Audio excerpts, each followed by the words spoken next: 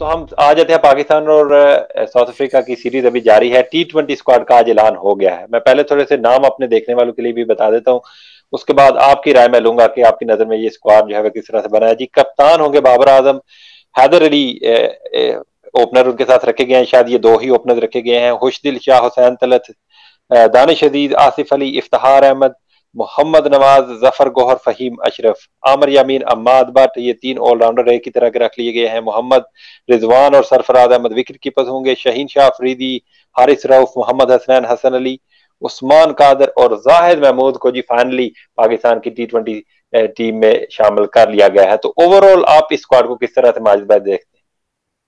देखें, इसमें जो समझने वाली बात है कि पाकिस्तान के 5 या 6 जो मेन प्लेयर हैं जो पिछले कई सालों से पाकिस्तान को रिप्रेजेंट कर रहे हैं, आज इस स्क्वाड में नहीं है। मोहम्मद हफीज, उन्होंने कहा कि मैं अवेलेबल नहीं हूं, लेकिन अब 40 साल की उम्र हो गई है। मोहम्मद हफीज भी बॉर्डर लाइन केस है। जब उनकी परफॉर्मेंस में डिक्लाइन आएगा, मोहम्मद हफीज भी बाहर हो जाएंगे। शोएब मलिक इस टीम में नहीं है, मोहम्मद आमिर नहीं है, वहाब रियाज नहीं है, फखर जमान नहीं है। तो मुझे लग रहा है, देखें, हो सकता है कि मैं गलत हूं, मुझे लग रहा है कि ये जो करंट सिलेक्शन कमेटी है, मोहम्मद वसीम जिसके चीफ सेलेक्टर बने हैं, फिर बाबर आजम, मिसबाह उल हक, अब ये यंग प्लेयरों की तरफ जा रहे हैं। आप देखें कि इस टीम में सिवाय 2-4 के ज्यादातर अब नए खिलाड़ी हैं। लेकिन अब 2 सवाल पैदा होते हैं कि ठीक है, हमने नए लड़कों को ले लिया, लेकिन अगला सवाल ये है कि पाकिस्तान में जिस तरह मीडिया प्रेशर बिल्ड करता है हार के बाद, अगर खुदा न खास्ता ये टीम हार गई तो फिर ये सिलेक्शन कमेटी प्रेशर बर्दाश्त करेगी? ये बहुत बड़ा सवाल है। लेकिन अगर मेरा ख्याल, अगर यंग टीम को आगे लेके जाएं, इन लड़कों को ग्रूम करें। लेकिन 2 लड़के, मैंने भी ट्वीट भी किए थोड़ी देर पहले, 2 लड़कों पे मुझे अभी भी एतराज है कि एक तो आप देखिए, खुर्रम मंजूर ने अभी पाकिस्तान कप जो वनडे टूर्नामेंट थोड़ी देर पहले उसका फाइनल खत्म हुआ, जो KPK ने जीता है सेंट्रल पंजाब से, खुर्रम मंजूर को कंसीडर नहीं किया। फिर मुख्तार अहमद ने बहुत ज्यादा रन्स बनाए इस पाकिस्तान कप में। तो मेरा ख्याल में अगर फ्यूचर प्लान में इन लड़कों को रखें, लेकिन आज तक मुझे जो इस सिलेक्शन कमेटी की सिमत नजर आ रही है, मुझे लग रहा है कि अब ये सीनियर प्लेयर, शायद मोहम्मद हफीज अगली सीरीज में वापस आ जाए, बाकी लड़कों का उस वक्त तक टीम में आना मुश्किल लग रहा है जब तक कोई खुदा न खासा बहुत बड़ा डिजास्टर ना हो जाए। बिल्कुल ऐसी है माजिद भाई। अगर स्क्वाड के ऊपर नजर डाली जाए ना, तो सिर्फ 2 ओपनर रखे गए हैं। एक बाबर आजम हमारे कैप्टन है, वो ओपनिंग करते हैं, और साथ में सिर्फ हैदर अली है जो कि पिछली सीरीज में नंबर 3 के ऊपर ही खेलते हुए आ रहे थे। तो क्या ये चाह रहे हैं कि हम 2 एक ही तरह के एंकर्स के साथ ओपनिंग करें, कि बाबर आजम या फिर रिजवान का ये सोच रहे हैं? तो अगर लॉन्ग टर्म ये देखा जाए कि बाकी की जो टीम्स है उनके ओपनिंग स्लॉट को देखा जाए, पावर प्ले का आपने जब फायदा उठाना होता है, तो बाबर के साथ आपको एक शर्जील टाइप या फहर टाइप ही प्लेयर चाहिए ना। अगर फहर फॉर्म में नहीं है, तो डोमेस्टिक में जिस तरह से आपने नाम लिया, मुख्तार है, हुरम है, उसके साथ जीशान मलिक है, तो ऐसे ओपनर्स तो मौजूद है ना। तो 20 रुकनी स्क्वाड में भी अगर आप सिर्फ 2 ओपनर्स रख रहे हैं इन कोविड की सिचुएशन में, जहां कुछ भी हो सकता है कि अगर कोई पॉजिटिव आ जाए बंदा या ओपनर, या फिर कोई इंजर्ड हो जाए, तो फिर ओपनिंग कौन करेगा? देखिए, ओपनिंग का तो T20 क्रिकेट में बहुत ज्यादा मसला नहीं है। मेरे ख्याल में आपने सही कहा कि बाबर आजम और रिजवान ओपन करेंगे, हैदर अली का भी ऑप्शन मौजूद है। होम सीरीज है, पाकिस्तान के पास लड़के तो मौजूद होंगे, वो तो आप किसी वक्त भी कॉल कर सकते हैं।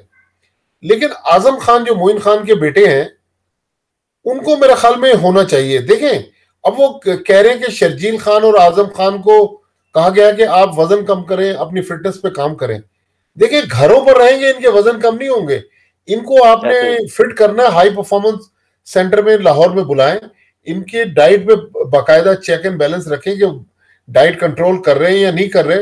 तो ये घरों पर बिठा के अगर इस तरह टैलेंट को जाया कर रहे हैं, मेरे ख्याल में आजम खान को इस वक्त पाकिस्तान टीम में शामिल ना करना, ये मेरे लिए काफी हैरान कुन है। क्योंकि आजम खान, जब हम कहते हैं कि पावर हिटर, आसिफ अली को आप कितने मौके देंगे? आसिफ अली तो आप देखें ना, बार बार उसको खिलाया, हर फॉर्मेट में खिलाया। आसिफ अली ने पाकिस्तान को एक भी मैच जितवा के नहीं दिया। तो मेरा ख्याल में अब आसिफ अली पर उसको हो सकता है कि आखिरी लाइफलाइन हो। मजीद इन्वेस्टमेंट अगर मुझसे पूछे, मेरे हिसाब से आजम खान को लेना चाहिए था आसिफ अली की जगह। बिल्कुल ऐसे ही है, ये हम तमाम क्रिकेट फैंस की यही ख्वाहिश थी, क्योंकि एक विकेट कीपिंग ऐसा शोबा है पाकिस्तान की टीम में जहां हम स्ट्रगल करते हैं। शायद उसकी वजह से हमारा प्लेइंग 11 का बैलेंस नहीं बन पाता, क्योंकि सरफराज खेले या रिजवान खेले तो वो नंबर 6-7 के ऊपर उस तरह से हिटिंग कर नहीं पाते। तो अब मैं जरा एक और यहाँ पे, अभी आपने क्वेश्चन उठाया आसिफ अली के ऊपर, तो मिडिल ऑर्डर के जो बैट्समैन पिक किए गए हैं ना माजिद भाई, उनमें वो सारे एक ही तरह के हैं। हुसैन तलत को आप थोड़ा सा साइड पे रख लें, इफ्तिखार अहमद, खुशदिल शाह और आसिफ अली, ये तीन ऐसे प्लेयर्स हैं जो एक ही नंबर के ऊपर खेलेंगे लॉन्ग टर्म। क्योंकि इस सीरीज के बाद भी आपने देखना है कि इस सीरीज के बाद आपके पास क्या है, जब हफीज वापस आएंगे या अगर शोएब मलिक को भी आप इवेंचुअली रखते हैं, तो फिर ये तीन एक ही तरह के आपने प्लेयर्स रखे हैं, तो इनका फ्यूचर फिर क्या होगा, खुशदिल, इफ्तिखार और आसिफ अली। तो इसके ऊपर आप क्या कहेंगे? खुशदिल शाह की सिलेक्शन मुझे भी समझ नहीं आ रही। अभी तो न्यूजीलैंड के टूर में टोटल डिजास्टर हुआ खुशदिल शाह के साथ, जो पाकिस्तान के ग्राउंड पर बड़े बड़े छक्के मार रहा था। तो खुशदिल शाह को तो न्यूजीलैंड में लग रहा था कि चौका भी नहीं लग रहा, लेकिन खुशदिल शाह को टीम में ले लिया।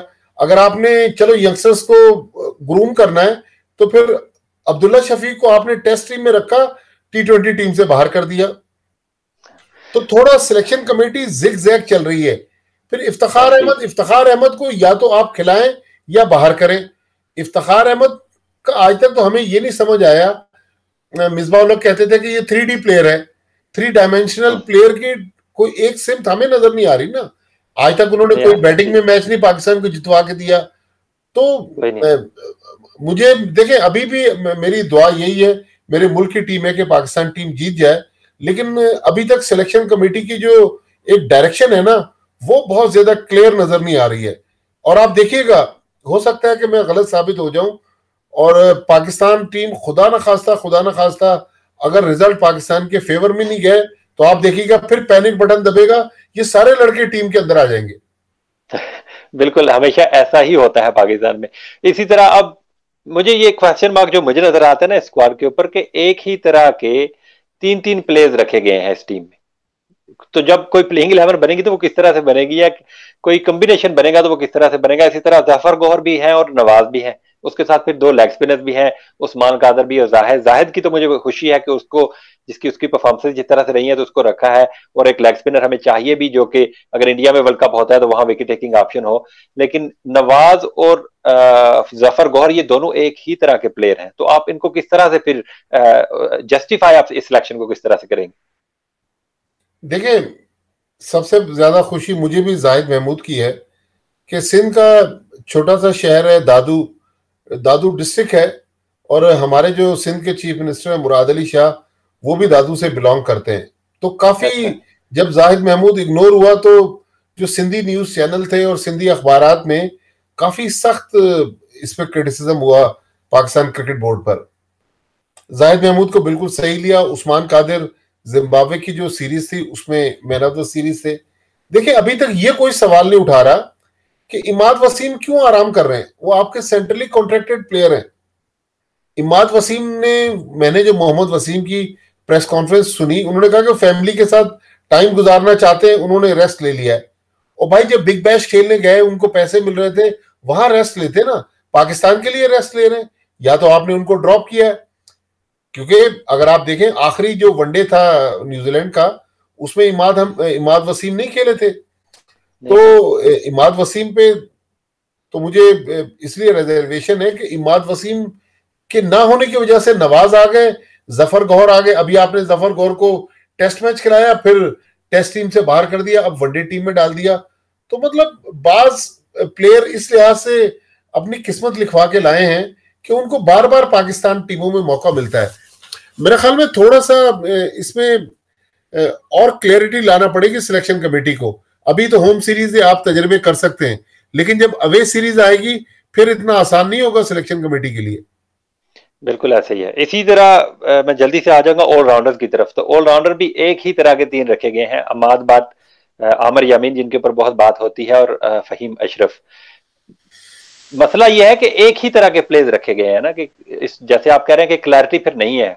आप ये नहीं जानते कि आपका बेस्ट ऑलराउंडर T20 फॉर्मेट का फहीम अशरफ है या फिर आमिर यामीन है या फिर अमाद बट है। क्योंकि जब आप क्लैरिटी नहीं है, आप 6 या 8 महीने दूरी के ऊपर है वर्ल्ड कप से पहले, तो फिर क्लियर एक एक सिमत आपकी नजर आनी चाहिए ना कि ये हमारा ऑलराउंडर है जी, ये हमारे साथ खेलेगा और हमने इसी के साथ जाना है, इसको एक्सपीरियंस हमने देना है। देखिए बिल्कुल ऐसा ही है, लेकिन मसला वही है ना कि एक वक्त में तीनों तो नहीं खेल सकते। फहीम अशरफ तो वाहिद ऑलराउंडर है जो ऑटोमेटिक चॉइस होगी।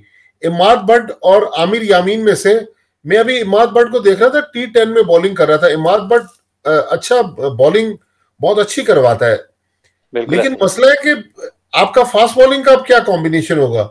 शाहीन शाह आफरीदी, उसकी परफॉर्मेंस में डिक्लाइन आ गया, हालांकि मोहम्मद वसीम मानने के लिए तैयार नहीं थे, लेकिन शाहीन शाह आफरीदी को हम हर फॉर्मेट में हर मैच खिला रहे हैं, तो ऐसा ना हो कि शाहीन शाह आफरीदी कोलैप्स कर जाए।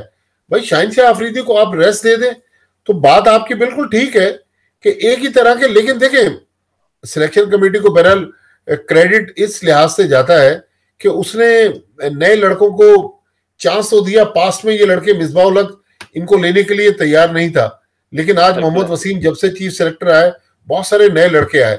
मुझे तो लग रहा है कि अब ये आगे बढ़ेंगे। इन पुराने लड़कों में सिवाय मोहम्मद हफीज के शायद कोई टीम में वापस नहीं आएगा, लेकिन पाकिस्तान क्रिकेट में हम अक्सर कहते हैं कि कोई चीज हतमी नहीं है। हो सकता है हमारी बात गलत साबित हो जाए, पुराने चेहरे फिर टीम में आ जाए। बिल्कुल ऐसे ही। शाहीन का आपने वैसे कवर कर दिया कि उनका शायद वर्कलोड जो है वो मैनेज होने वाला है, क्योंकि जब आपके पास फास्ट बॉलर्स मौजूद हैं, वहाब रियाज को आपने ड्रॉप किया है, तो वो T20 वर्ल्ड कप आपने उनको खिलाना ही है।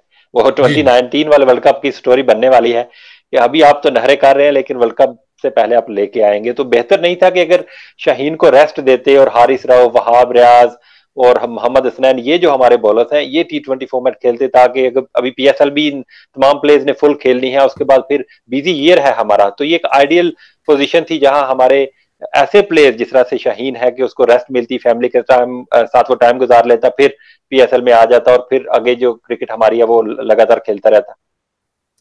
देखिए आपने बहुत अच्छा पॉइंट रेज किया है कि 2021 का साल पाकिस्तान ने नॉन स्टॉप क्रिकेट खेलनी है, तो ये वर्कलोड जब तक हम मैनेज नहीं करेंगे, हम शाहीन आफरीदी की बात कर रहे हैं, ऐसा ना कोई और प्लेयर गिर जाए हमारा, तो हमें एक तो वर्कलोड मैनेज करना है और ये चीज नोट करनी है कि कौन सा प्लेयर किस फॉर्मेट के लिए ठीक है। हर प्लेयर को हर फॉर्मेट ना हम खिलाएं, तो हमें थोड़ा स्पेशलाइजेशन पर जाना चाहिए।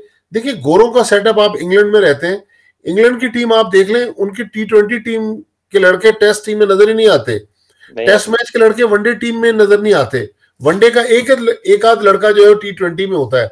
हम हर लड़के को हर फॉर्मेट खिला रहे हैं। अगर फहीम अशरफ टेस्ट में परफॉर्म कर रहा है तो वनडे भी खेल रहा है, T20 भी खेल रहा है। ये रविश भी हमें तब्दील करना होगी।